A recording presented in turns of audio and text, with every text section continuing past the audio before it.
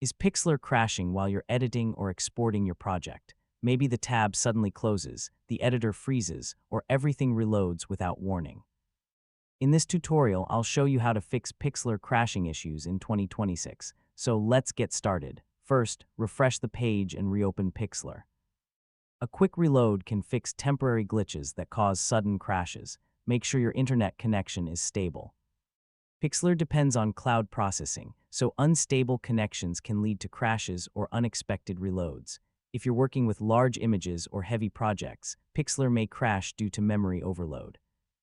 Try reducing image size or simplifying your project. Too many open tabs or background applications can overload your system.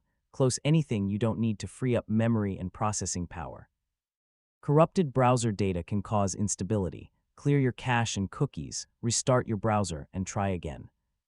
Extensions like ad blockers or script blockers may interfere with Pixlr and cause crashes. Temporarily disable them and test again. An outdated browser may not handle Pixlr properly. Update to the latest version and restart your browser.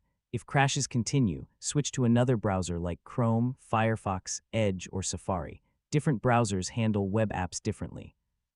If your device is low on RAM or CPU resources, Pixlr may crash frequently. Close heavy applications or restart your device to free up memory. Sometimes the issue isn't on your device at all.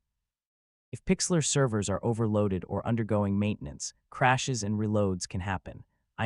There's nothing you can fix locally in that case. And that's how to fix Pixlr crashing in 2026.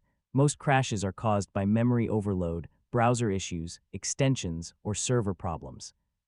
Thanks for watching, and I'll see you in the next tutorial.